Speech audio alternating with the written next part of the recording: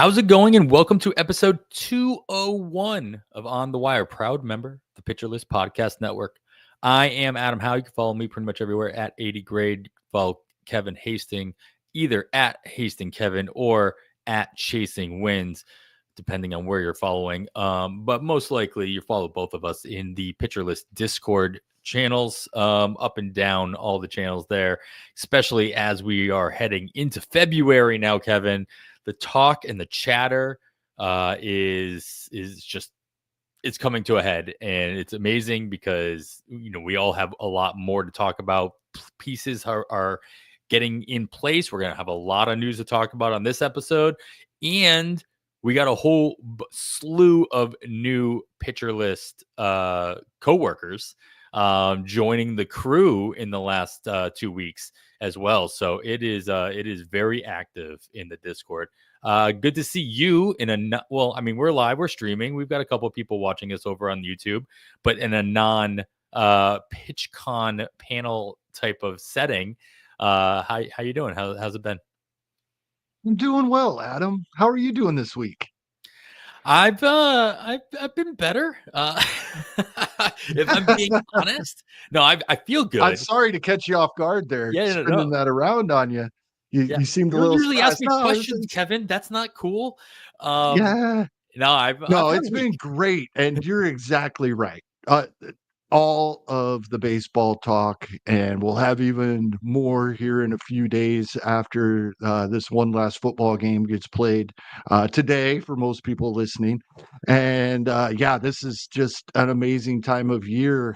So much talk and so much more information coming in by the day. You mentioned right before we started recording, we have V3 of the PLV rankings out. The Bad X came out last week. We had ATC update this week. I mean, there's all kinds of things we can be looking at, and too many things actually. We won't be able to look at everything we want to. It's that time of year. It really is that point where you're just like, there's too much. Like you have to pick and choose, and I appreciate those who have chosen to listen to us for whatever reason, week in and week out as we roll out these category previews. We are going to continue on that with our opportunity section, where we look at batting average and plate appearances and just opportunity that players might have throughout the course of the season that changes week to week. 1 week player you're not even considering, all of a sudden they find themselves in a great opportunity, whether they're hitting in course for 4 days or there's an injury and then they're called upon to take up the bulk of the load at their position, whatever the case may be. A lot of things can change, but there's too much, really, and which is an amazing thing to be able to say, is like the amount, not only the amount of content, but the amount of quality content that is being put forth across so many different platforms in our industry, specifically for fantasy baseball, I'm enamored by it. It's just amazing. It's so much fun. I talk about other podcasts all the time because I listen to so many, and I've mentioned many times one of my favorites is Van and Steve Wins Above Fantasy.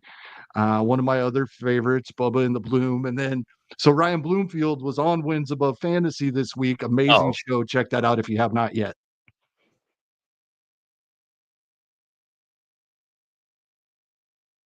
All right, we lost Adam. I think he might have lost power. Apologies here. We'll get this straightened out for those of you joining us live. There he is. He's back. I swear, I actually remembered to continue talking when you were gone this time because of the stream. Last time I just sat here in silence. I swear all I did was hit the comment section. Apparently, StreamYard does not want me commenting with all the with any comments that are coming through. So we got Nick out there commenting. Yeah, I saw that. That's where I was trying to respond to Nick, but that's fine. Anyway, where'd you leave off then, Kevin? I just explained that I was going to keep talking because last time I didn't, when you might have lost power or signal there for a second. Well, hadn't dove into anything yet.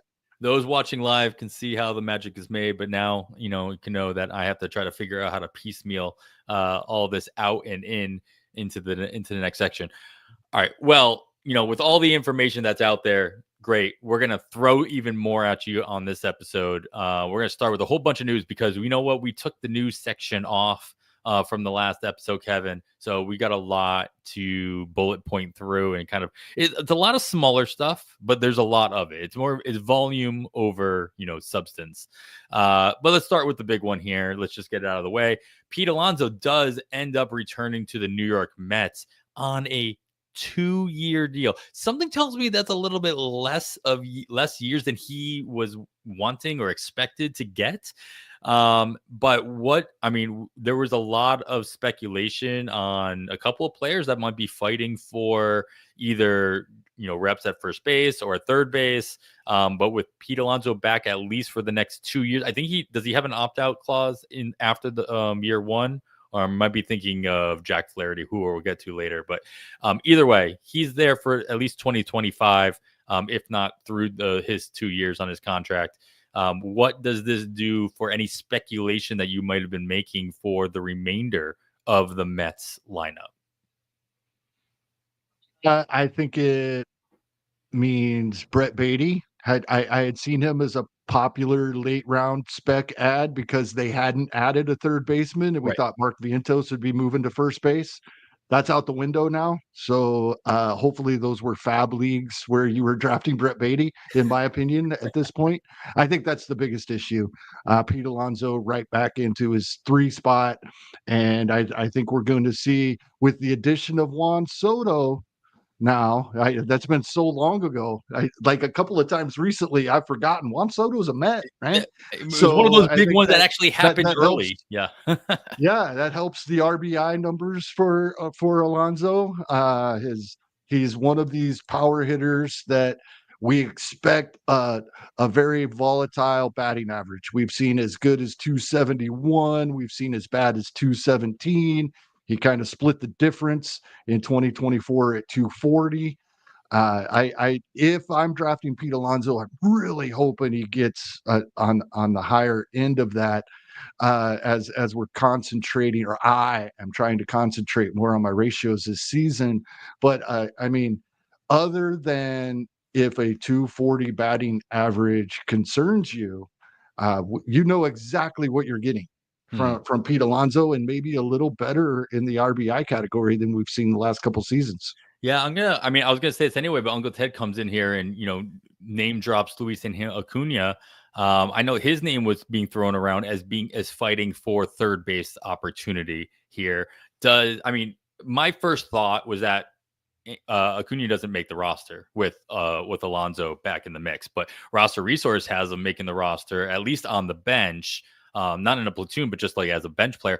I don't see Acuna being a bench player. Like he's just not, he doesn't seem to be the type that ends up just being a filler. At the very least, he's a short side of a platoon situation, or he starts in the minors and gets the first call up when they need something filling due to injury or due to, underperformance or anything like that. Any additional thoughts on Acuna? Yeah, I would be worried that he starts the season in the minors. I mean, he was already only projected for a little over 200 plate appearances, and some were starting to speculate he could take that third base job. And so there was some of that out there, but I just now there's not room. Mark Vientos is playing every day. Pete Alonso is playing every day. Mm-hmm. He's not, and no, and Uncle Ted's bringing up Beatty. No, Beatty's neither one of them. I think are on this roster. If Acuna is, it's as a utility guy because he can play a little outfield as well. But no, I don't see this. And I do not see Vientos as a DH very often, as is also being presented in the chat here. That's what they went and signed Jesse Winker for, at least against righties. So maybe he gets short side platoon work as a DH once in a while, not necessarily at third base. But this really hurts both Beatty and Acuna, whichever one you thought was going to get that time at third, because only one of them was. Yeah, this roster's full. Yeah. And I just don't see, like I said, I don't see Acuna being on a roster where he's not playing the majority of the time, if not every day. So Right. yeah, I agree. I think he starts down in AAA. Plus, the Mets are going to want to at least hold him back for a couple weeks to gain that because he was up for like a couple weeks at the end of last season. So in order to keep that eligibility for an extra year, they've got to hold him down for probably about a month or two. Anyway. Time manipulation is a thing, people. It's still out there. It really is. Yep. A couple smaller deals, and I want to get your take on which one of these could actually make a difference with their with Arizona. Trey Mancini trying his hand at a comeback here with a minor league deal with Arizona. And to pair with it, Randall Grichuk returns to Arizona as well. Which one of these guys will have more plate appearances as a Diamondback in 2025? That's a great question. Because Grichuk, I mean, we talked about Grichuk in the past. Yeah. Yeah, I'm going to go with Grichuk because he will get those short side platoon at bats. He over the past couple of seasons, we've talked about him fairly often in season on our Fab show. When there's lefties coming up, we've been pretty big on Randall Grichuk, and he has performed. Mm-hmm. So I would expect him to just continue in that role, and that means that I really don't see much here for Mancini. Mm-hmm. Still somebody that I think most of us are rooting for. Sure, Right now, Roster Resource doesn't even have him on the opening day roster. He is a non-roster invitee, and yeah, I hope he makes a team, but I'm not planning on it. He's 32 years old now. We haven't seen, and this was pre-cancer and all of that, but we haven't seen a big year out of Trey Mancini since 2019, and there was that was the a year. ball that was helping out at that time, right? So Right. if you look back to 2021 when he first came back, right? A little over 600 plate appearances, the 21 home runs, 70-70 there, 77 runs, 71 RBI, no stolen bases, but a decent batted average, 255. But that was 4 years ago, and he hasn't been near these numbers since. So I'm kind of worried we may not see Trey Mancini much, if at all, at the major league level any longer. But like I said, I think he's somebody we're all rooting for. Yeah, absolutely. Grichuk is just he's going to come up a lot in this opportunity section throughout the season. Right. When you see all those lefties, he's kind of a perfect name to have signed. I this almost week. used him for later in the show tonight, but I knew we were going to talk about him a lot, and we were going to talk about him in the news and notes section as well. It won't be every week. It'll you'll pick and choose. They got to be faced in lefties. Yeah, that's simple as that. It doesn't even have to be the whole week, though. That's the beauty of like if you're willing to put in the work. You say this all the time. Grichuk is great. Like if he's facing 3 out of 4 lefties in the first half of the week, great. Fab him for the first half of the week, bench him for the weekend, and then just be happy with the results. Another 1-year deal that comes at a major league level. Yoan Moncada signs a 1-year deal with the Los Angeles Angels of Anaheim. What role is he like? This is what the Angels do. Is it just like find whatever pieces they can find and then just like splatter up against the infield and see what ends up sticking? Where is Moncada sticking with the Angels? Is he sticking? Probably at third base after about 3 innings. Rendon, right? Seriously, I think he is the third baseman by the end of April. The way things have gone with Rendon over the past several seasons, and I'm not so sure it's not worth a dart. In fact, it is worth a dart. It's just a matter of when we want to throw that dart. Yeah, sure. Because. Yeah, I think a change of scenery here could really be what we've needed to see for Moncada. And then with the injuries as well, we've only seen 600 plate appearances twice, and the most recent time was 2021. So maybe there's still something there. He's still not 30 years old. That surprised me. That's I knew he wasn't close to 40, but I was surprised that Yohan Moncada is not 30 years old yet. He's been around for 15, 16 years, it seems like. It's actually 2016 since we've seen him at the major league level. But as a Red Sox fan, as a prospect, we've been talking about this guy for 20 for years. 20 years. Yeah. Exactly. Remember, I mean, Moncada part of the Chris Sale trade, Right? along with Kopech, and that was a big deal at the time, and everything turned out the way it's supposed to, I guess. Another, I don't know, reclamation project, if you will. Ramon Laureano signs a deal with Baltimore. I mean, I asked the same question when they've signed other outfielders. What is Baltimore doing here? And how many mouths do they feel like they need to have to feed on this roster? Is there enough to go around for Laureano?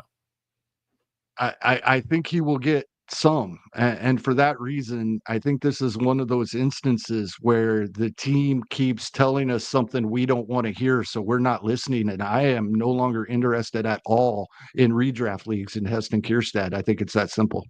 Yeah. So it's like these kind of signings don't always, it doesn't really affect Laureano, but it affects all the other interesting players that you might have been looking at prior.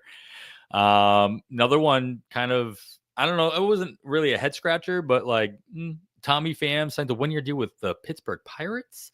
You need to remind me. Did they re-sign Kutch? Is McCutcheon coming? He came back. Okay, so that's Yes. that's the part that's like didn't really fit for me. Is like, all right, is Pham and Kutch there? Like, I feel like they were kind of filling the same spot for the Pirates.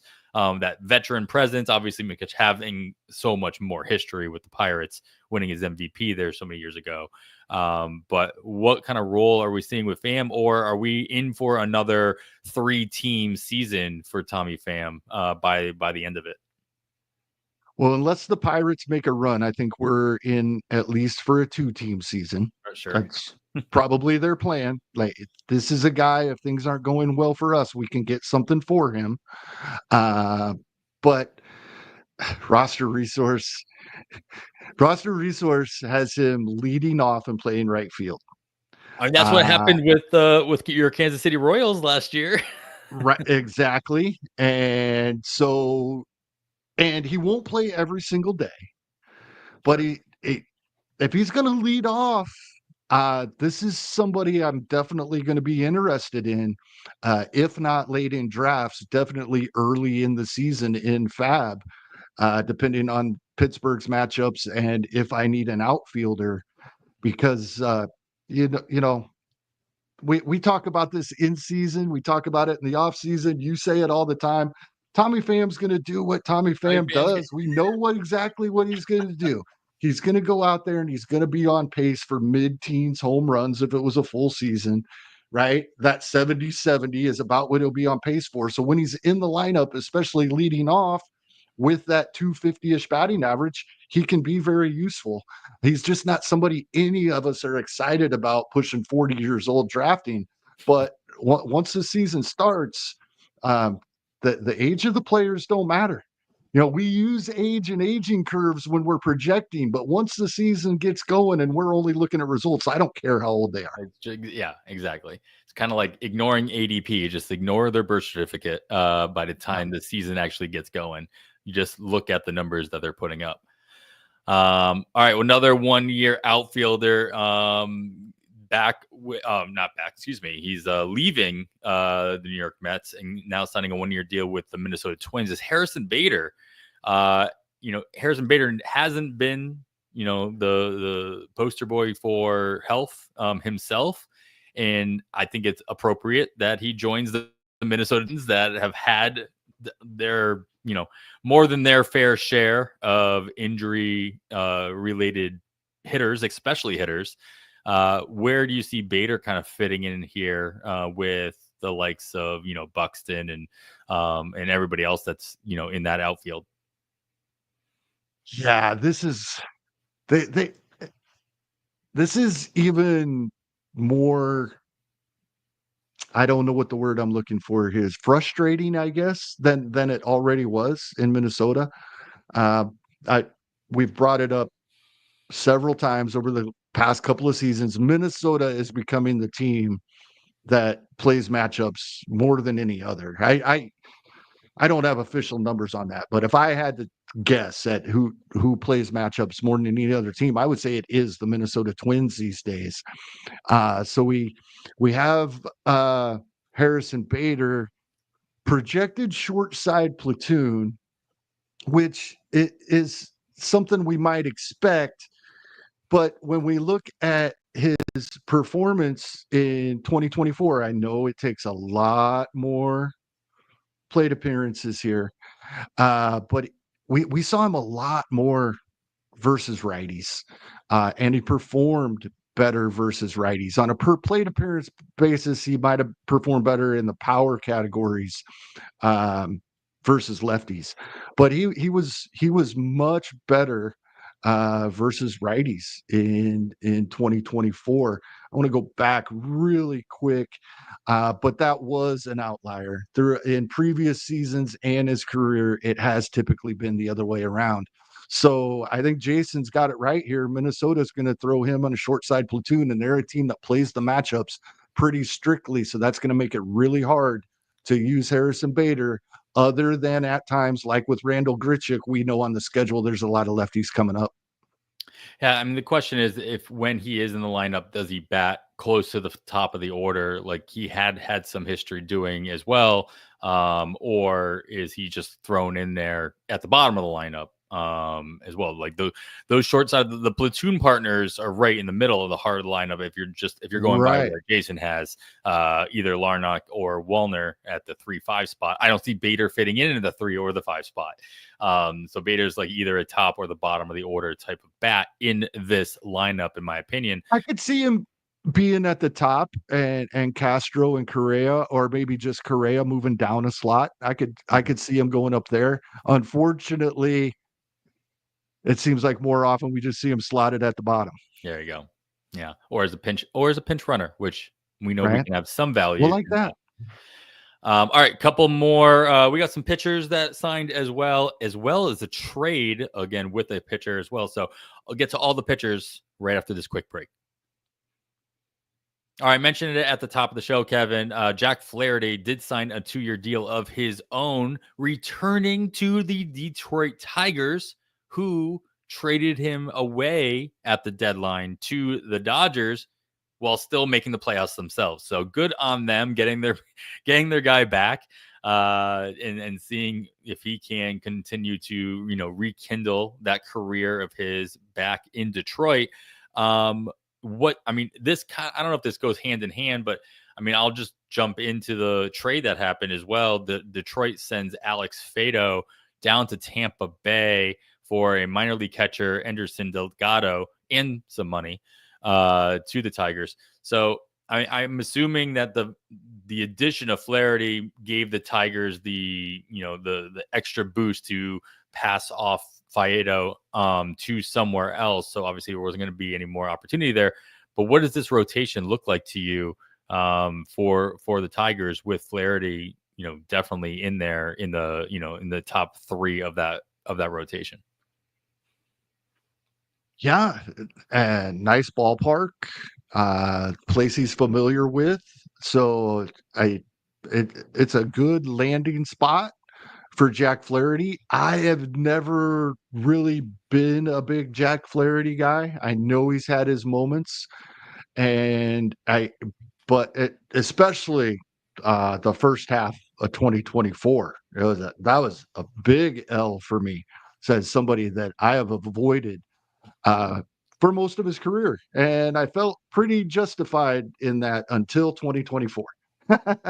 uh, you know, 2019. What was so amazing about his 2019 was that was the year the ball was flying, and he had an absolutely amazing season as a starter, right? With a 2.75 ERA and 11 wins Oh yeah. in St. Louis. We haven't seen anything like that since. That's 6 years ago now. 2024 for the first half. He was pretty lights out, but he did slow down in the second half. That was in Detroit. So I know some people would throw that back at me. I just am not a fan of what I think Jack Flaherty can do for my fantasy teams. I've been wrong, but I've been right more than I've been wrong, and I think I'm going to continue here. Um, although there couldn't be much better of a landing spot as far Right. as ballpark and familiarity. The only issue would be what's their bullpen like and what's the offensive lineup, the supporting cast. But as far as ballpark and familiarity with the team, it's a great spot for him to be back to. I guess if you have supported Jack Flaherty in the past, this is a great spot for him. Right. If you're like me and haven't, it doesn't really change my opinion much. Yeah, it doesn't actually push you back in a different direction. I will say, I mean, winning ball club made the playoffs. You can't Yeah. imagine that they're going to take a step backwards going this year, going into 2025. So, the wins could definitely be there for him if the bullpen can hold tight and not fall apart throughout the course of the season, or at least during his starts. So, opportunity to chase some wins there. Flaherty will be given the opportunity to go as deep as his arm will allow him to. It's not like he's the type of pitcher that they're going to like sign to a 2-year deal and then just like baby him throughout the course of the season. We saw, even after the trade to the Dodgers, we all know what the Dodgers do to pitchers. And they did not treat him that way as well. Granted, expiring contract and all that, but all right, well, let's move to the bullpen now. We have Carlos Esteva. Actually, you know what? No, Kevin, I mentioned Alex Fido going to Tampa Bay. Does he have a role with the Rays with this trade? I'm not sure. Tampa, because they have so many guys coming back from injury, right? Sure. And we Shane McClanahan, Bradley, even some guys we were seeing last year, Shane Baz, Drew Rasmussen, all these guys coming back. So I think he'll be a long reliever. It's Tampa, maybe an opener, maybe a follower. I don't think he's in the starting rotation, and I don't think we see him in high leverage relief innings. I shouldn't phrase it that way, because if you're being used as an opener or a follower, I would consider that fairly high leverage starting out a game. But I think that's the route we're looking at, and that probably does not make him very appealing for our fantasy teams. Something just I find very interesting. It's just looking at the roster page for Tampa Bay. Tampa Bay has made a name for themselves from, you never know who's going to be pitching out of the bullpen throughout, never mind a game, but throughout the course of the year, because they will send pitchers down, bring a new one up, and just do that all year round. And Mason Montgomery is the only one projected to be in the bullpen that has any options. And so literally their entire, and don't get me wrong, their bullpen has some names that we have talked about and will continue to talk about throughout the show. Besides Pete Fairbanks coming back, we talked about Edwin Uceta a lot, Garrett Cleavinger, Manuel Rodriguez, all names that can throw up really hard, can get you a lot of strikeouts, and can be pretty solid in the ratios as well. But Fido, along with all those guys, have no options. They're not going anywhere unless they're going to get DFA'd or traded themselves.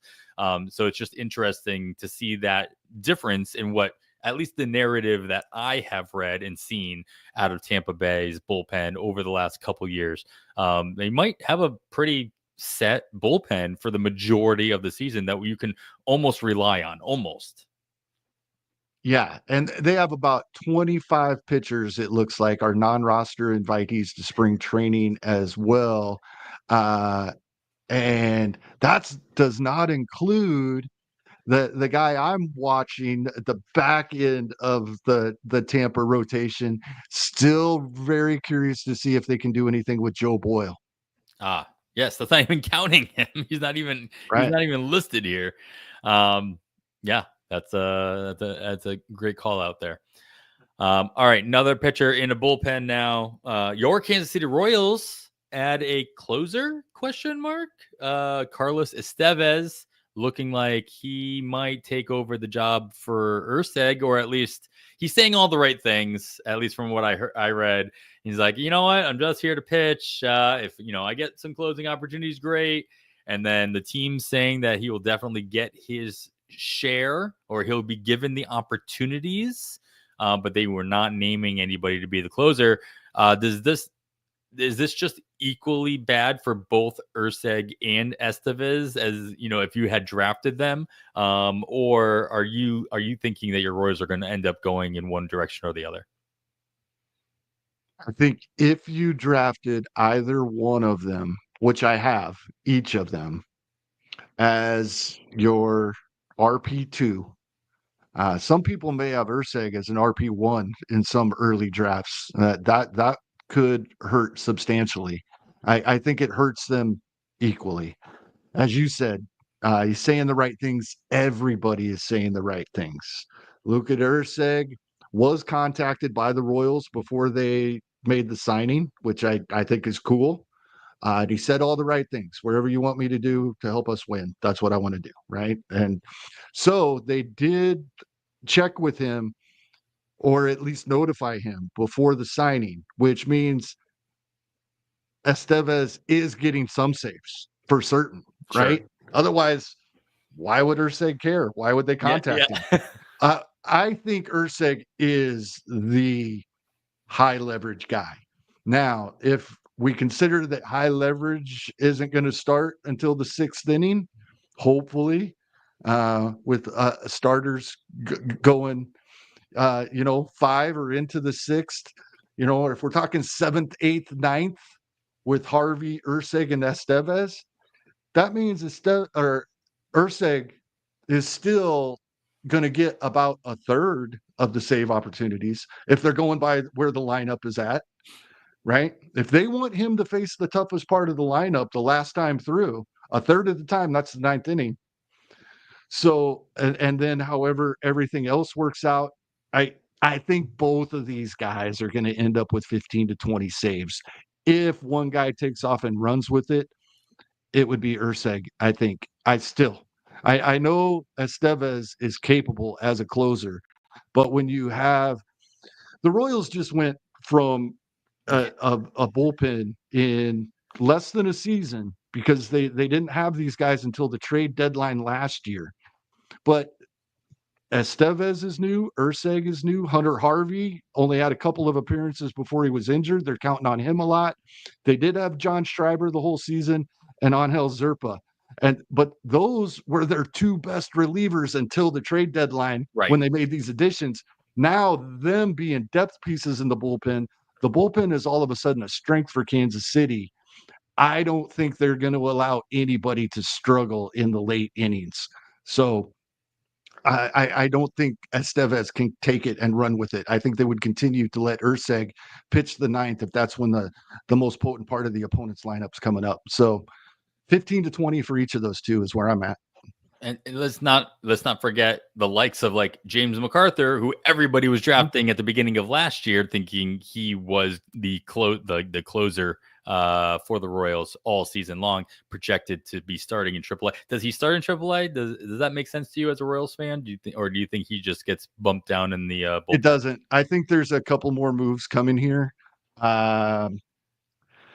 because it's getting crowded. It really is getting crowded. They still have Carlos Hernandez as Yeah. well, and he's been rumored in a lot of trade talks. I think something else is going to happen. I don't see James MacArthur.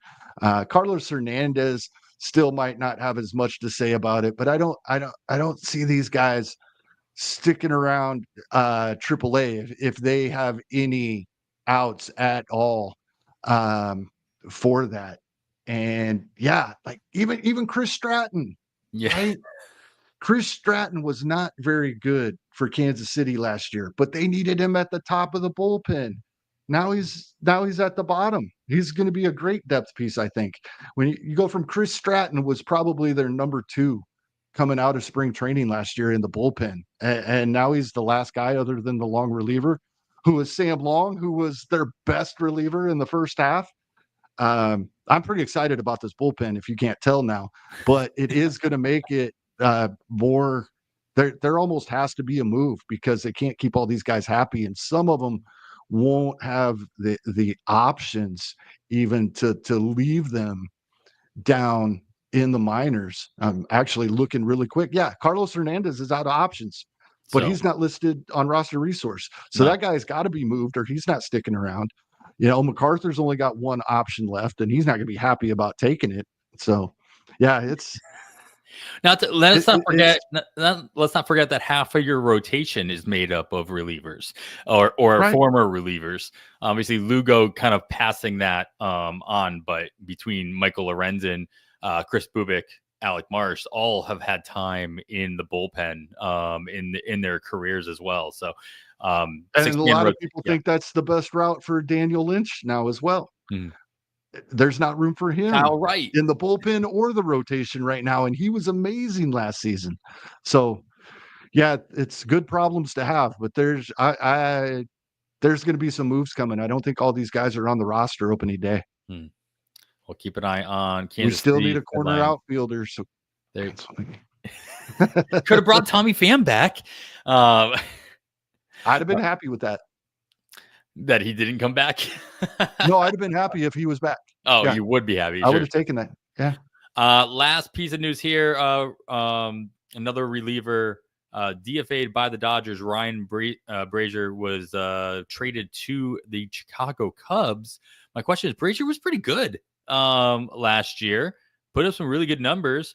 Can he? We didn't talk about it last week because it just happened so long ago. But Ryan Presley signing with the Cubs as well, presumed closer. Can Brazier, chip away at that as they move the likes of like Porter Hodge down into higher leverage situations? Or, what's your take on this bullpen, and is there a target for you moving forward?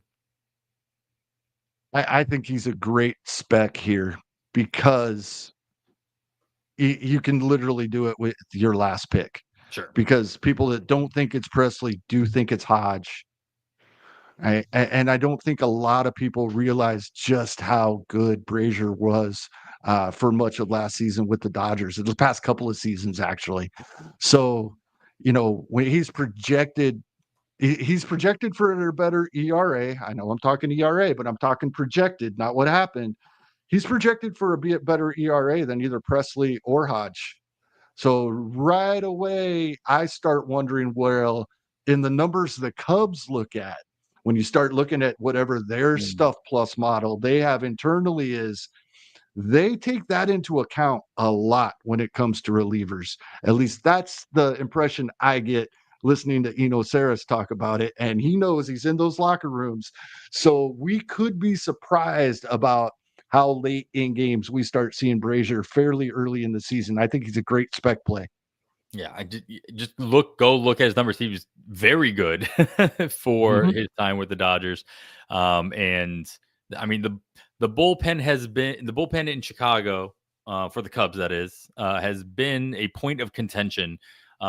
Just ask Sarah Sanchez when it comes to Cubs fans and their bullpens with Jed Hoyer. This was a pretty good move. I don't love the trade for Presley, but Presley has the presence. He has the veteran presence at the back of games. He has the experience. But I like the Brazier move because he's just a good reliever who can, get strikes and get outs and get you through the late inning games. And he's shown that. All right. Well, that's enough news for today. We're going to get into talking about opportunity. We're talking about hitters that might have opportunity to help your batting average and some volume here or there throughout the season, especially in a streaming environment. We're going to get to that right after this break. All right, Kevin, let's quickly go through just high level opinions of because we're talking about technically one category here.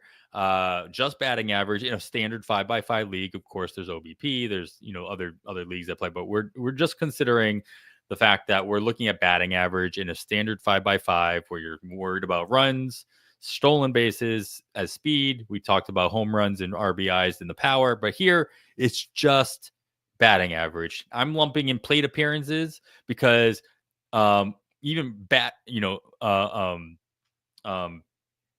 at bats is probably even more of an important stat when you're talking about batting average, because it plays a bigger role in how powerful the batting average can actually be for your teams. The more batting, the more at bats you get, the more your batting average impacts your final tally at the end of the season. Plate appearances, not so much, because a lot of those plate appearances could end up being walks, or just they don't count as at bats. They don't count toward batting average.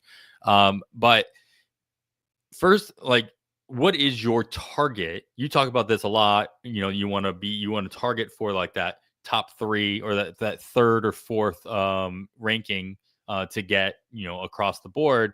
What are you targeting in batting average, and how closely are you trying to get your players each draft pick to be near that, versus trying to get a pillow for somebody else that you can get a little bit lower? Maybe you have to find that power guy, like that Schwarber type of guy that can get you the 40 home runs, but you're going to take a hit. How steady have you been in your drafts and continuing to be throughout the rest of the draft season? So far, so good for 2025. So far, I think I'm doing better at drafting batting average or projected batting average. I think a couple of things based on what you said. One, I think you can never have enough of a pillow, even if you're not planning on taking a Kyle Schwarber. Right? That just means you need more of a Yeah, pillow. sure. Right? Because think of it this way. My target, you brought that up, is I say just shy of 260 because I'm not saying 258, 259, but that's our 80th percentile target. It's about 258 in a 15 team league. That's where we are. So I say just shy of 260. And I'm afraid that can get me in trouble because I know it has in the past. Because we know the league wide average batting average these days is in the low 240s. So when we're talking about that and we're looking at stat lines or a line of projections, 240 doesn't look so bad. And oftentimes, I know I fall into this. Somebody hits 240, that batting average isn't going to hurt me much. But the other thing, I am, because we've made this shift, I think many of us over the past few years, we don't talk about at bats anymore. We talk about plate appearances because we're including the walks, we're including on base percentage, slugging percentage instead of batting average, right? But when we're talking fantasy baseball, plate appearances mean zero. They don't mean a thing to us. I mean, they just mean At bats opportunity. do. Yeah. At bats do. Right? I think for talking in terms of fantasy baseball, I'm going to get back in the mindset of looking at bats more than plate appearances, because if I'm looking at plate appearances, I could miss something. If this guy walks 120 times in a season, those 600 plate appearances aren't very good. So I'm looking more at bats, and two, that mindset that a 240, 245 batting average doesn't hurt me. It very well could hurt me if I know.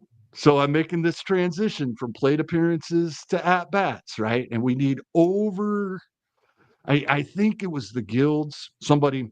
I apologize if I'm crediting the wrong person because it's been several weeks ago posted.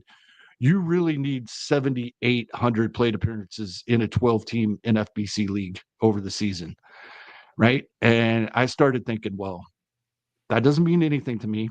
How many at bats? So even if I just round down a little bit in the walk, and this is easy because we have 14 offensive positions. That's why I landed on 7,000 at bats, right? And I'm going to dive in a little more. That might not be enough. I might need to plan on more. But using that as an example, if I have a 258 fantasy team batting average in 7,000 at bats, right? And one player with 500 at bats hits 244. My team batting average has dropped a full point. It's dropped from 258 to 257. I just said 244 won't hurt me. I said 240 won't hurt me. 244 drops my batting average a whole point if it's somebody getting 500 at bats. So we start talking to these guys 220, 230. Kyle Schwarber, for example, we're worried he could even be sub 200, but we need to get that 220, 230 to make the three categories he's elite in worth it. I mean, that is a big chunk, right? For every 14 points, if we're assuming every one of my lineup spots is getting 500 at bats for this example, every 14 points under 258 he hits, my entire team's batting average drops a point.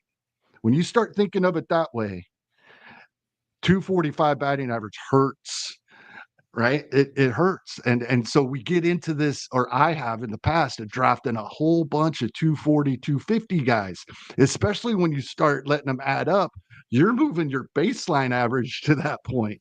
And so, yes, to get back to your original question, whatever pillow you think you have, you still need more.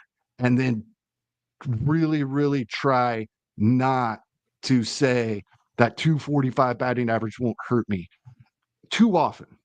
Right, a guy like Kyle Schwarber hits 220. If you're prepared for it, the three categories he's a lead in are going to be worth it. But you can't say that too often, or the next thing you know, your whole team's hitting under 250. Yeah, I mean that ends up being the question, right? Is it when does it become worth it? That's why you And should track it. That's why I'm a proponent of. I don't necessarily have a target for runs and RBI during a draft. I kind of feel like I can by feel know how I'm doing in those counting stats, but I do track my batting average throughout the draft because it's easy to lose track that, oh, I kept saying since I have Mookie Betts, I can draft this guy and this guy and this right. guy. Well, he covered one or two of them, not 8 of them. Yeah. Right. It's just like a platoon player. It's like you can only platoon with one other guy. It's like you got to balance it out in that manner. There aren't very many players that can cover two drops of that nature as well. So there are only so many Luis Arises out there that can balance out a Kyle Schwarber.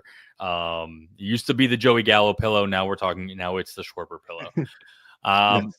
Yeah, I mean the other thing I wanted to talk to you about was the idea of streaming this category. We talk about streaming any category all season long. My biggest thing, like a couple years ago, and I'll still say it's like you can stream stolen bases almost easier than you can steal home runs, right?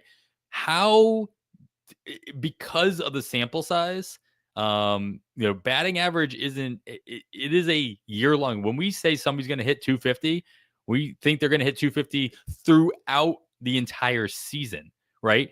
It doesn't mean they're going to hit 250 every single week throughout the season. They might have stretches of 270, 275, and then other stretches of 212, 220, 225 at most, and that's going to average out to that 250. And so what strategies do you have to stream batting averages, or is it more of an opportunity like we talk about throughout the season? This guy just has more opportunity this week. I'm going to throw him out there, cross my fingers, and hope that whatever he does is positive. In knowing that if he does negative things to my batting average, it's only for a couple games. It's only for a week. It's a small sample size. It's not going to hurt me that much. What's your take on this area? Yeah, I think it comes down more to when I'm streaming, I'm trying not to destroy my batting average rather than I'm trying to help it or even protect it. And we talk about it this way many times throughout the season of trying to at least protect our batting average. Because when we're talking about guys available on the waiver wire, if their batting average is going to help us, which means it's above 260. They don't do anything else, or they wouldn't be on the waiver wire. So it gets to the point where, all right, what do I need? Whether it be runs, whether it be home runs, whether it be those stolen bases, then I'm looking for guys that have the least hurtful batting average when I'm streaming, more than it's a batting average that will help me. Usually, once in a while, and that's when we get excited on our fab shows throughout the season, is if there's somebody available that actually can hit for a high batting average and has great matchups for the week. So we think there might be some more stolen base opportunities, or maybe they're in line for a home run or two. We get really excited if there's a guy like that and he's a 270 hitter. But you're exactly right. Batting average is so volatile. 300 hitters go over 25 sometimes. Sure. So if you're trying to stream a batting average, it's probably a losing proposition in my mind. But I do try to not intentionally hurt my batting average at the other end. Now, I mean, the other side of it is that you can do the Randall Grichuk situation, Yep. where it's like, if you just know this guy does hits, on average or above more than average, hits better against a certain type Didn't he of hit pitcher. 300 he hit like 311 last year or something, I think, versus lefty. The problem is that he crazy. just, obviously there are less lefties out there, so he doesn't always get the volume. It's just what he does when it happens is all but guaranteed. And he's not the only one. So it's like there are guys that are consistent against one-handedness or a style of pitcher, or sometimes it's just like in a certain ballpark or a certain team. And that's a lot, there's a lot less to hold your hat on when it comes to like the science of that. Sometimes it's just gut feeling. You're like crossing your fingers and hope it all works out for the best. But playing matchups, like how much are you, how much do you weigh that when it comes to like, listen, I gotta roll the dice here. It's August. I gotta hopefully I hit gold on this one. This seems like it has the best kind of matchups. I'll throw a couple more dollars on this guy and put him in my lineup for the week and hope for the best. Yeah, there are 86 hitters projected to hit 258 or higher, according to the Bat X. So according to the Bat X, there are less than 6 players per team in a 15-team league, less than half of our lineup, that won't hurt our batting average. So I keep going back to when I'm streaming and we're start talking late picks or fab plays. When I'm talking about helping my batting average, I mean not hurting my batting average. And I would say this, late season, when we know more about where we stand in the other categories as well, we see this often with catcher. People will intentionally put an injured catcher in their lineup because every other catcher is actively going to hurt their batting average, but they're good enough in their counting stats that, and what's available as a second catcher on the wire at that time of year probably isn't going to help you in the other categories much either. So not taking the hit in batting average is a win over taking zeros in the other categories.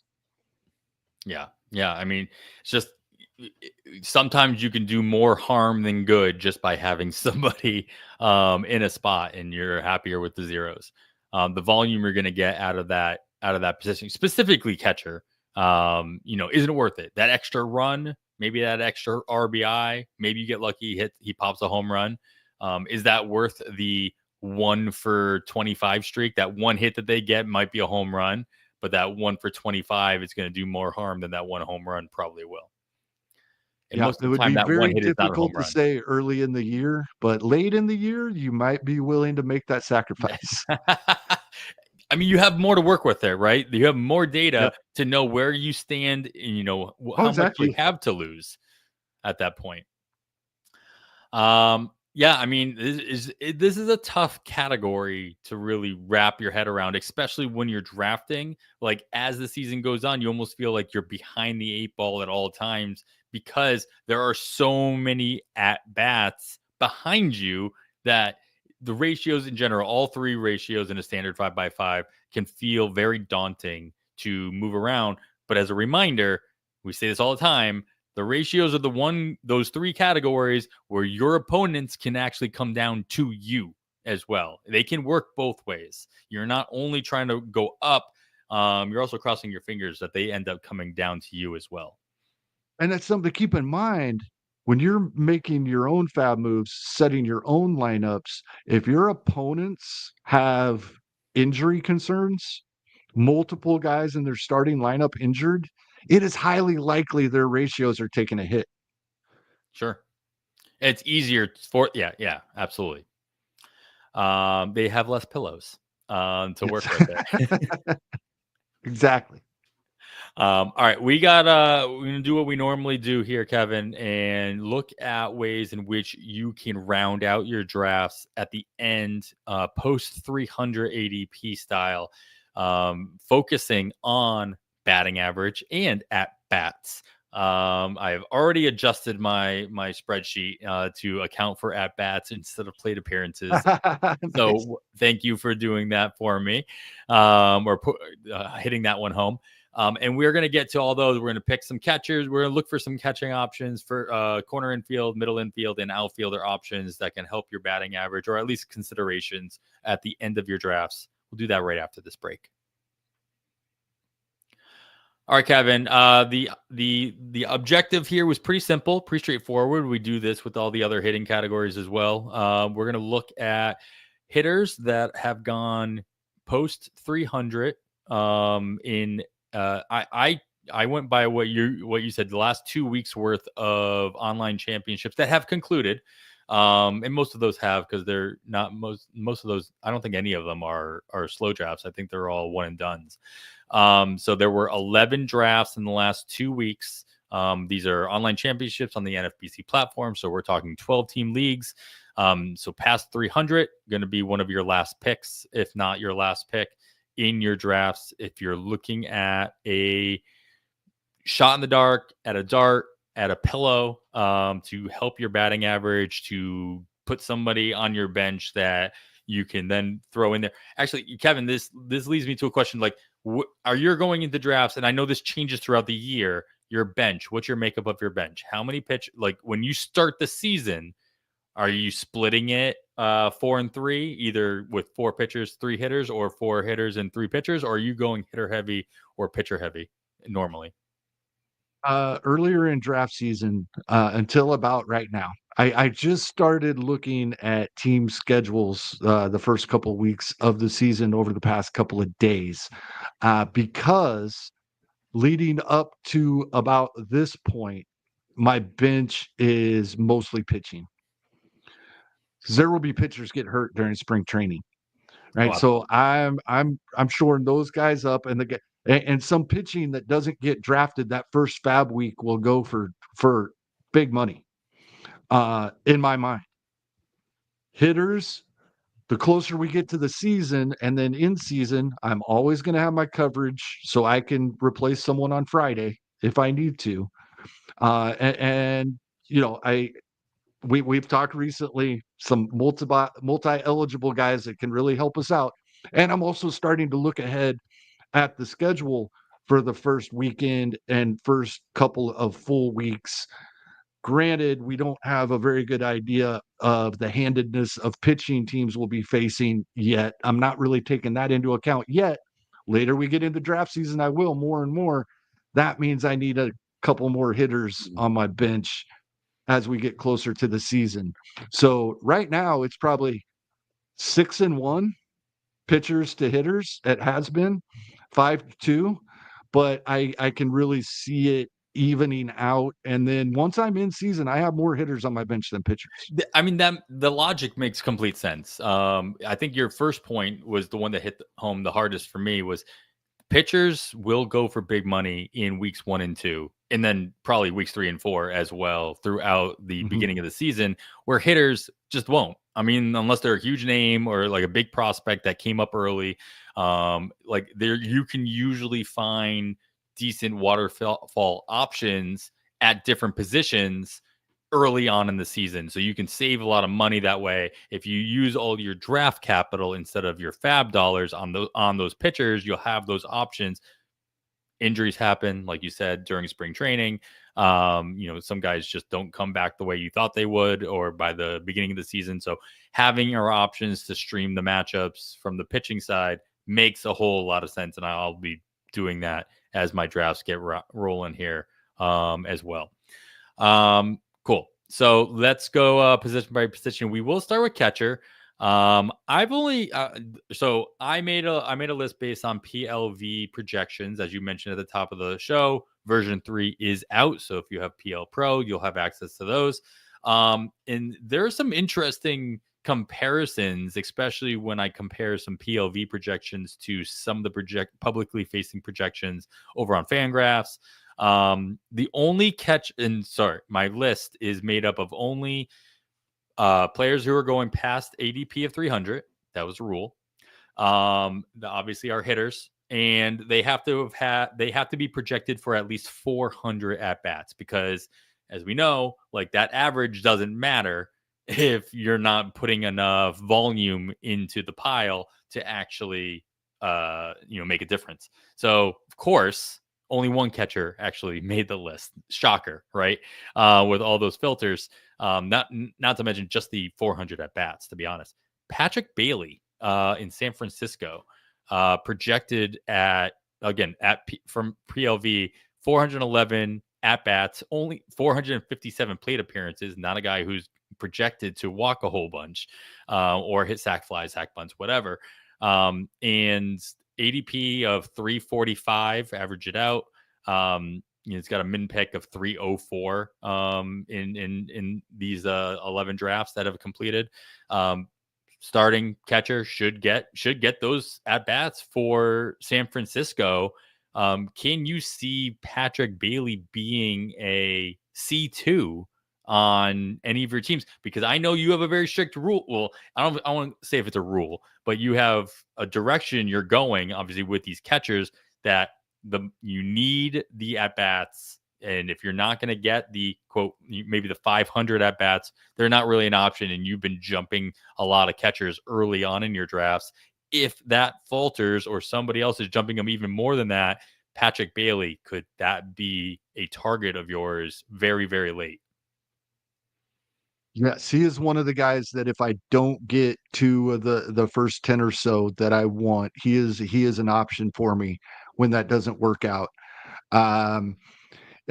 He's projected by most projections to hit in the, around 230, 235, it looks like. We've seen better than that in the minors, and we have seen him a very consistent, 800 plate appearances, 234 batting average at the major league level. So I feel like his projected batting average is almost a floor for him, because we've seen him in streaks perform much better than that.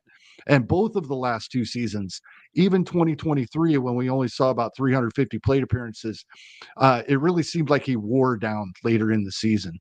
I think this being his third, what I would call full season at the major league level, and we know how great he is in defense, and the Fangraphs playing time projection. So the one that we see in the Fangraphs depth charts, the Zips and the Oopsie projections here, all on Fangraphs, they have him at over 500 plate appearances, which was kind of my cutoff for that top 10 or 11 catchers. Mm-hmm. That was all based on plate appearances.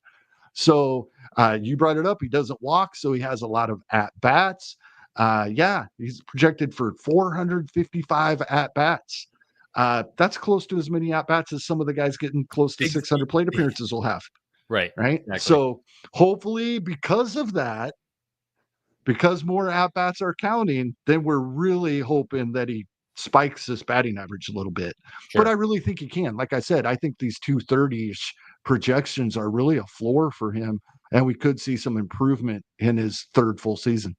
Yeah, the other name that almost made the cut, that obviously I think he takes a little bit of a hit now, but we talked about him a couple of times, is Luis Campusano of San Diego. But now with the addition of Elias Diaz over there for the Padres, Campusano is probably not looking like he's going to get the bulk of the playing time behind the plate or at the very least, it's going to be closer to a 50-50 split, and it's not going to be closer to that 500 at bats that I was hoping to see him get. So what option are you looking at catcher? If you're desperate for this category. I'm going back to a guy that many of us were pretty excited about 2 and 3 years ago, and that is Alejandro Kirk. He is the earliest catcher being drafted that qualifies by the rules for this. But he was a batting average guy, right? When he broke out in 2022 with his 14 home runs, he did that while hitting 285. Right. And that's why we were so excited coming into 2023. He was banged up. We saw Danny Jansen in the lineup a little more than maybe we thought. We get a little over 400 plate appearances, and he hit 250. 2024, more of the same. Slightly less plate appearances, hit around 250. Projected for more of a 260-ish batting average, and now Danny Jansen's gone. So I fully expect a minimum of the 400-ish plate appearances, maybe approaching the 500. The projections have him for like 415 to 425-ish in there. I could see more than that. That's about 110 games. I could see him getting 120, 130 games behind the plate, especially if he does bounce back a little bit. And then we actually saw some power in 2022. That wasn't a great year for the ball flying. In fact, it was a pretty dead year. So that's another reason we were a little more excited about his power too. And he's still a young guy, still 26 years old. And some of these guys, I mean, he's 26 years old and running a major league pitching staff. He might not have considered his hitting for a while. So Yeah. This is a guy that I think when I say his batting average won't hurt you, you're probably safe saying that. And then you might actually be getting some batting average help from a catcher going after pick 300. Yeah, PLV projections have them for quite a few less at bats. I'm not sure if we're taking into consideration the fact that Jansen's not there anymore. They've got him at Kyle's got him at 375 total at bats, 425 plate appearances, so decent amount of walks in comparison. But at a 273 average, so a little bit higher of a couple points higher of a projected average overall with less at bats. You get the at bats closer to what the other projections are projecting them at, while keeping the PLV projection for the average. We're in good shape here. Let's move around the diamond. Corner infield, Kevin. I'll let you start this one off. First base, third base. Not always a position that we think of for batting average help. Obviously, the narrative over the decades has always been just we're looking for power here, but there's got to be an option here. Obviously, Luis Ariz always comes to mind at first base, but he's not going to be available here. Who are you looking at post 300? Yeah, we talked about this guy briefly, and I think I brought this up last week, Adam, on our PitchCon episode, but I can't remember for sure. If you have not seen the Bat X's projection for Andrew Vaughn yet, and you like the Bat X, you're probably moving Andrew Vaughn up your first base rankings.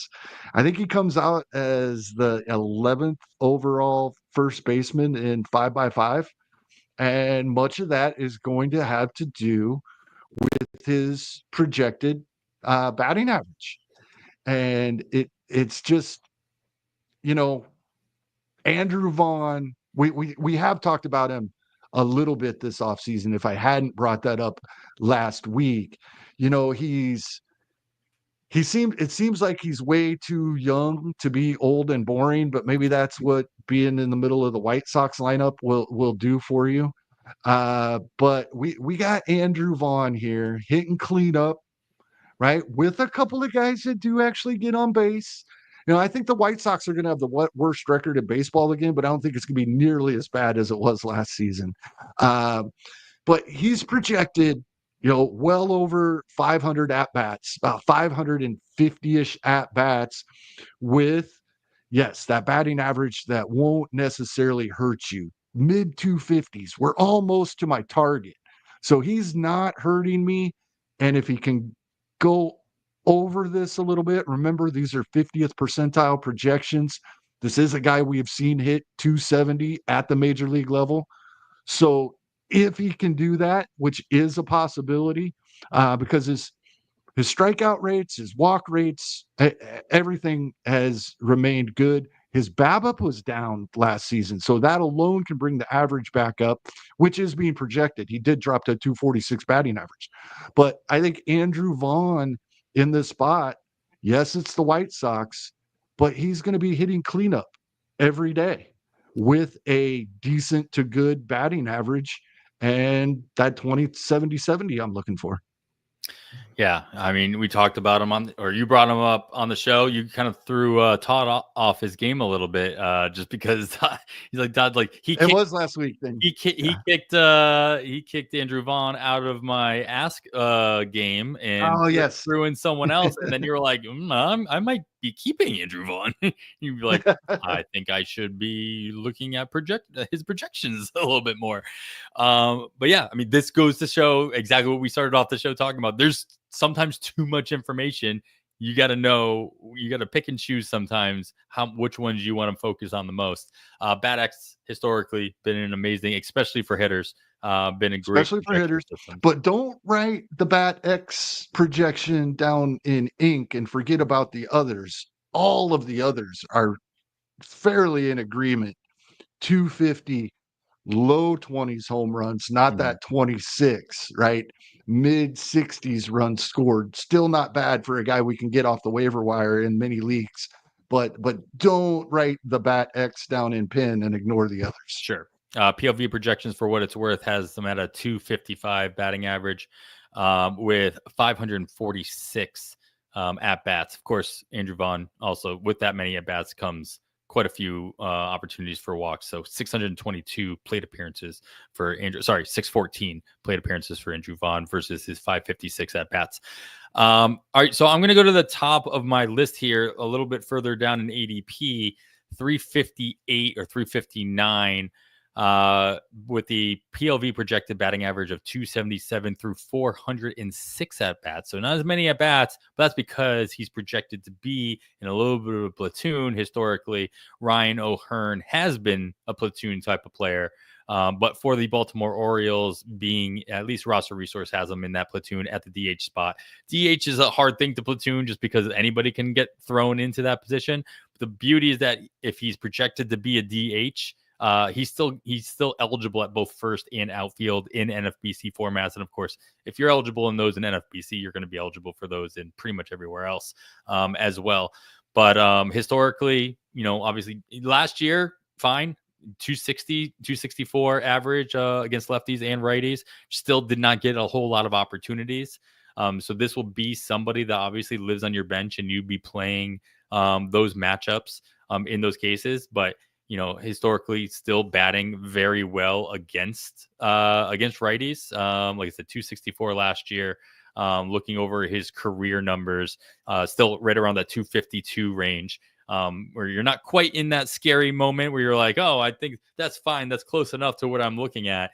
But if you can get into the Randall Grichuk type of situations where, you're seeing him face off against multiple righties in a row, he's going to get the volume. Obviously he can still bring some pop as well to the rest of the categories that you're looking at. So depending on what Baltimore ends up doing as far as how many mouths they actually decide they want to feed, Ryan O'Hearn could still end up being a nice little bench piece for your last pick if that's the direction you're trying to go for. Noel Schanuel is also an option. I think we're being my fault, but I think we're all being too leery of what we think may happen in Baltimore, and we're not just paying attention to what they have done and what they are doing. Right? We keep thinking because of all these young players, Ryan O'Hearn's got to be on the way out. Yep. Well, a team that we've realized was told they could spend money but chose not to did give Ryan O'Hearn $8 million for this coming season. Fair. Tyler O'Neill fits that bill as well. Mhm. And somehow Jorge Mateo is slated to play a big role for the Orioles. Or, I'm paraphrasing the words around that too. So, we'll see what they end up doing here. All right, we'll move into the middle infield here. I was trying to say before, Nolan Schanuel of the Oh, yeah. Angels, also an option, over 500 at bats here by PLV projections with a 263 batting average at first base. All right, middle infield, Kevin, the one right at the top of my list, the highest projected batting average by PLV of players going with an ADP of 300 or later, being projected exactly 400 at bats. And I don't know that I buy it. I think that this is going to be a lot higher. Is Hyseung Kim of the Los Angeles Dodgers. And we talked about him a little bit on the show last year in the very last category, last week on the very last category, talking about the wild card section with the trade of Gavin Lux. I think it's pretty obvious that the Dodgers have a lot of confidence in signing Kim to be their close to everyday second baseman. I also believe that they're going to want a tandem up the middle of Mookie Betts and whoever's playing second base to be doing that as often as possible and not mixing and matching that position, not mixing and matching those double play opportunities, so they can create a rapport and create long-standing relationship throughout the course of the season. Of course, there's going to be some platoons, there's going to be some injuries, what have you. But wherever they can have consistency, I think is going to be important. And from all accounts, this is what Kim is supposed to do. He's supposed to hit for average. He's supposed to add a little bit of speed to the base pass, and on the ball as well. And gonna, be a positive addition at second base defensively. So I think that those at bats can go up a lot higher than the 400. Maybe doesn't hit the 500 in his first year with the Dodgers, but stranger things have happened. And if it's hard to project the players coming from other leagues and overseas in their first year. But again, if this is what he's, we're not trying to project power. We're not projecting speed here. We're just projecting how well the man hits the ball. From all accounts, that's what he does. Yep. I tend to agree with everything you just said. I do have one concern, and that is Zips, and they are projected for a 217 batting average. That's a lot lower. Right. And ATC, most are going to agree with the projections that have him higher. Yes, Steamer has him at almost 280. They have him at 279. And ATC, which aggregates several projection systems, is up in that range at 265. So more projections have him high than low. The reason this sticks out to me is we're talking about a player coming over from the KBO that we haven't seen play anywhere else. And Zips uses player comps in their projections. So players that have been similar to Song Kim lead Zips to believe he's going to hit 217. I would tend to make my decisions based on, at least ATC's 265, if not Steamer's 280. But at the same time, in the back of my mind, it makes me realize that players similar to Song Kim lead a projection system to have him batting down near 200. That's scary. Just something to look at. Yeah, absolutely. Anybody else then? If I'm not, if you just scared me away from Hyun-Sung Kim, who else should I be looking at in the middle infield to help my batting average? I'm picking a guy to help my batting average that I believe hit 217 last season, if I'm remembering correctly. And we've talked about him a little bit and why that I'm still okay. I think it was all injury related. I I'm really high on what Thairo Estrada can do for the Colorado Rockies this season. as long as he remains in the lineup, which he will start there. And I think if he performs, he remains there all season, no matter what anybody else does. And I think he will. I fully believe, we've talked about this, that his 2024 struggles were completely injury related. And what's awesome to me is not only do projection systems tend to agree with that, but at least a couple of them have him bouncing back completely in batting average, all the way back, similar to his 271 that he hit in 2023. Now, I know, as we talked earlier in the show, only 364 at bats in 2024. So that is taken into account in the projections. But as far as the average he actually hit, that 217, sure, I am certain that the at bats are taken into account as well. But 2024 gets weighted a lot more than 2023, and even more than 2022. And have him projected for a 265-ish batting average pretty much across the board on these projection systems that are publicly available on Fangraphs after hitting 217 last season. I loved seeing that, because this is what I already felt, that 273, 260, 271, he hit the 3 prior seasons. I feel like he's jumping right back there as well. Nice. All right, we got a couple options here at the outfield position, just because you need a lot more of them, or you need to at least keep your eye on a lot more of them for possible injuries. Lead us off here, Kevin, in the outfield. Who you have your eye on?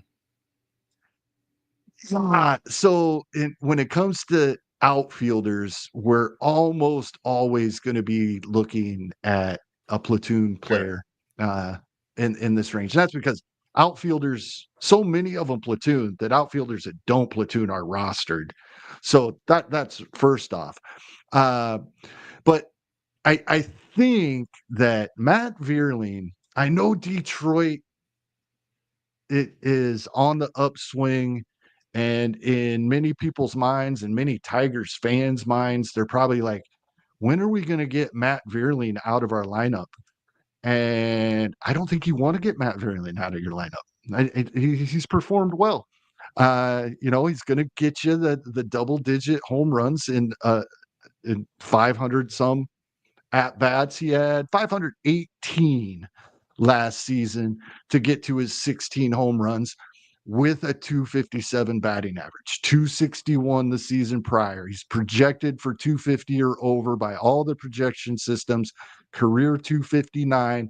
We're to this point when remember, I was kind of cautioning against this earlier in the show. 250 batting average does hurt us. Not as much as 240, but 250 is, if it's below your target, it's hurting you.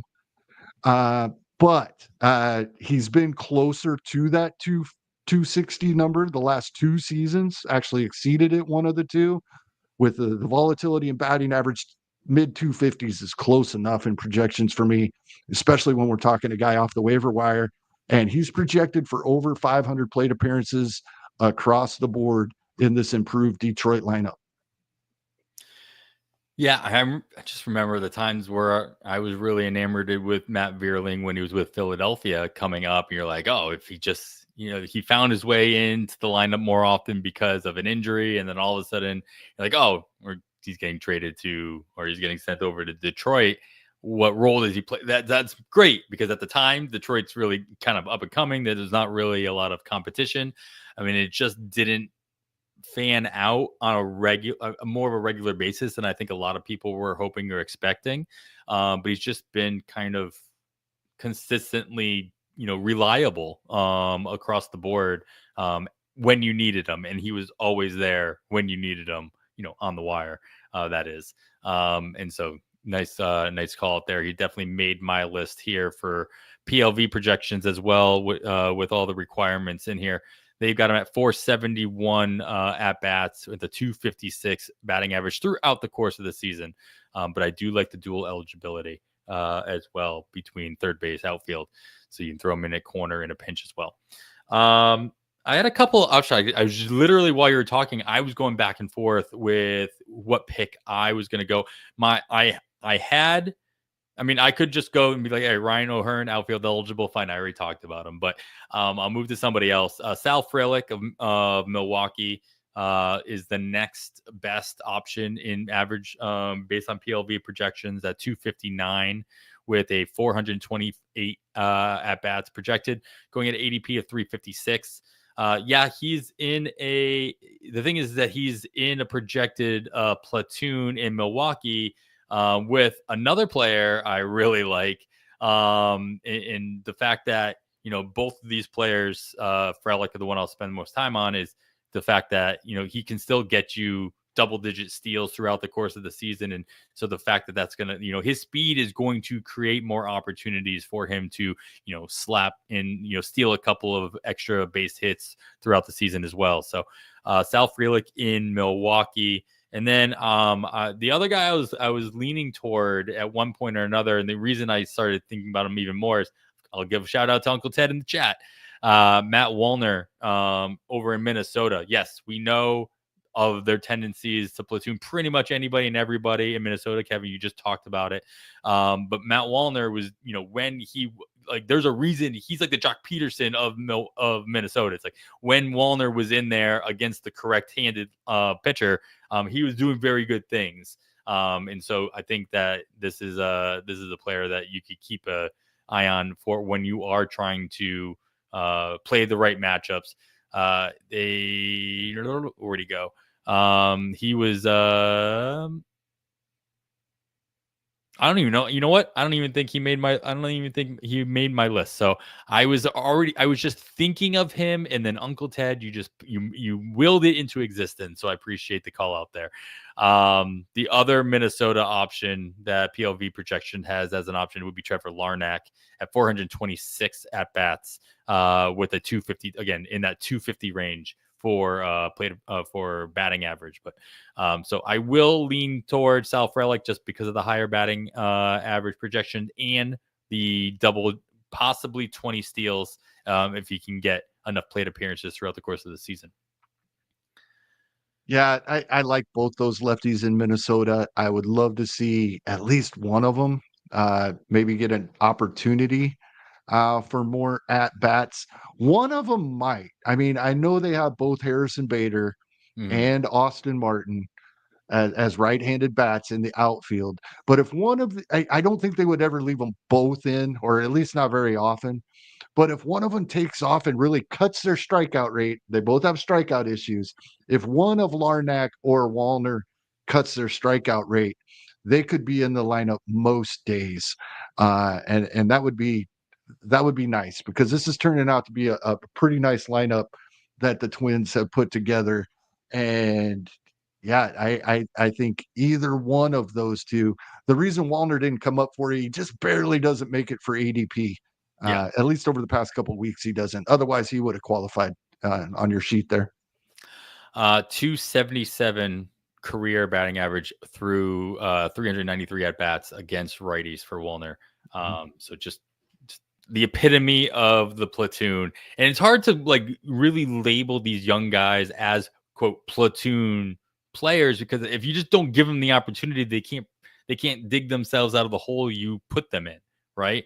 But I mean, Wallner's had about 100 career at bats at the major league level against righties, and that's a nice, cool 144 in that time frame. So not something I'm expecting him to dig himself out of anytime soon.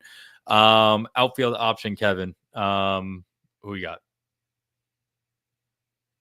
I went with Matt Vierling for outfield. Oh, that's right. Yeah, we went that direction already. Yeah. The last category here that I put on here, it's a little bit different one, is because we end up talking about these players all the time in this category, players that have a lot of eligibility across the board as far as positions go, because that can not only give them more versatility on your fantasy teams, but also more versatility. That means they have more versatility in real life, giving them more opportunities to play. Is there anybody that stood out to you? We already named a couple of players that have dual eligibility. Right. What about triple eligibility?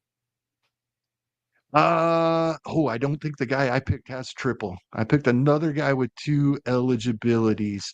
I went with Ernie Clement, and the reason I chose Ernie Clement is I don't think he's going to get as many at bats as he did last year. Now that seems crazy to to choose somebody for that reason, but I think he's going to get more than what he's projected for. I think he kind of splits the difference here. He actually got in nearly 140 games um, for Toronto last season. Now, Andres Jimenez coming in, that's going to limit some infield. They have uh, who was I thinking of? Oh, Davis Schneider, small side platoon, possibly. And so that you never know. He could take some at bats from Clement, both of them hitting from the right side once in a while, if the Blue Jays want to slide people around. But I think he may be nearly the everyday third baseman the way this is looking right now for Toronto. Even with the additions they've made with Santander and Andres Jimenez, I think Ernie Clement is the third baseman for Toronto. So he could exceed the playing time projections, and the batting average is typically there for us. So Ernie Clement, for me, this is a I'm expecting more playing time than he's being projected for right now, in spite of the additions that Toronto has made. Because if you can get a 260 batting average off the waiver wire, he's eligible at a corner and in the outfield. I'm in. Nice. See that it's like having the dual eligibility that also gives you an at like a triple eligibility at the corner. Is great. So the two guys that I was targeting, I feel like I've mentioned him enough, so I'm not going to go into any detail with Isaiah kind of falafel, especially with the Tommy Pham projection of being leadoff. Right. That's going to knock him all the way down. But he does have the triple eligibility still, and he's still projected to be in the lineup pretty much every day for the Pirates, albeit at the bottom of the lineup instead of the top of the lineup. But his teammate Spencer Horwitz is somebody that I might be keeping an eye on. Even I don't think Tommy Pham entering the conversation really affects what was going to happen with Horwitz in general. First base, second base eligibility. Nice to have the corner in the middle infield option here. So you've got 5 positions you can throw him in your lineup in the NFBC roster. But projected by PLV to have a 264 average on the year, just shy of 400 at bats because of that projected platoon. But I mean, is the guy who hit, 277, I think it was last year, or he's projected to also by all the other projections to hit closer to that 270 plus mark as well for 2025. Like what Spencer Horwitz obviously did in Toronto, and being in a situation in Pittsburgh where he could very well just break, he could still steal some at bats against some lefties as well. As being the everyday against righties for the Pirates at second base, I think is going to be fun to watch. Yeah, it's not surprising seeing the Bat X be lowest on his batting average projection, but Steamer is typically very conservative when it comes to batting average, and they're the ones there at 267. Love to see that.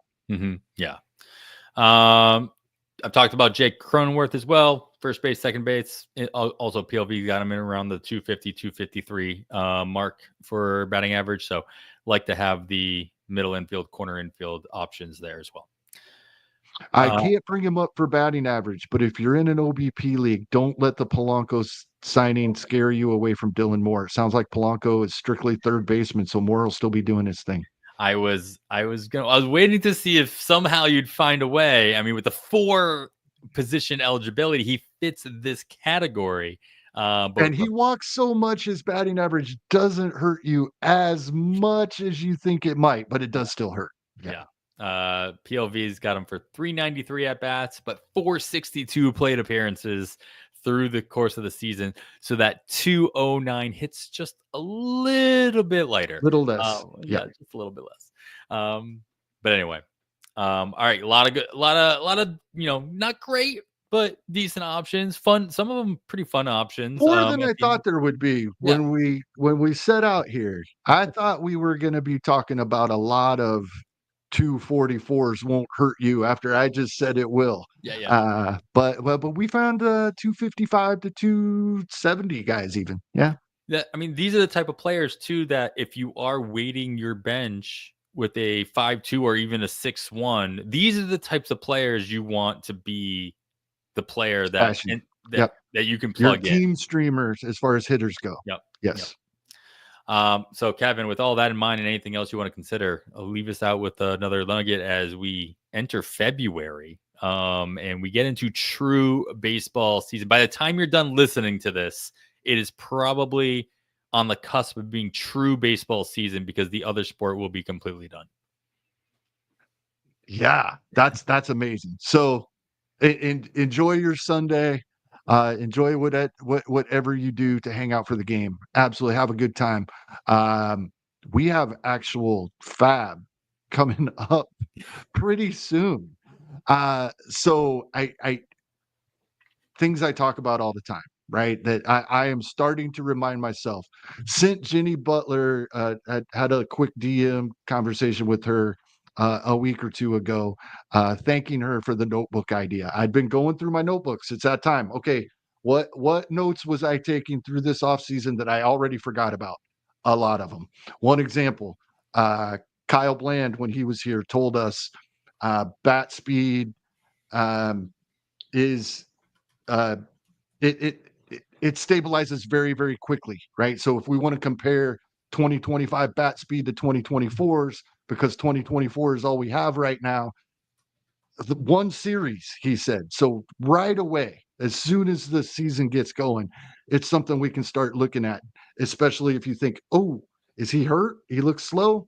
Well, you can look, you can compare it to last season right away. Just an example. I've been going through my notebooks looking at things. So all the little things add up to a big thing. What I really want to talk about is um, I think we got to get a 12-team listener league going. We We have we got our 15 completed, our first 15. We probably have almost enough on the waiting list for the first 12 to nearly fill it. But if you're listening on Sunday, hit us up because we Yep. might be able to get it going this weekend. Yeah, I'll talk to Jeff and we'll get that going. A lot of the Earth leagues are going Yeah, on going this weekend. this weekend, next weekend as well. So Yeah, I think gonna ours be is the 23rd, if I'm remembering right, is TARF. yeah, yeah. I mean, pretty much all of them happening right in February. Want to make Mhm. sure they're not overlapping with with Tau and with the main events and the other big drafts that a lot of the players that play in the Earth leagues play in. But so you're going to see a lot of draft boards. If you're still watching the Twitter sphere or on Blue Sky or wherever, you're going to start seeing a lot of draft boards if you haven't been already. So keep an eye out for those because those are always fun. All right. Well, with all that and everything else, we that's going to conclude it for episode 201. We're over the 200 mark, so I can start saying all these episodes with 2 instead of a 1 now for at least the next 98 versions of these. But that's going to do it for episode 201 of On the Wire. On behalf of Kevin Hastings, I am Adam Howe. We bid you goodbye.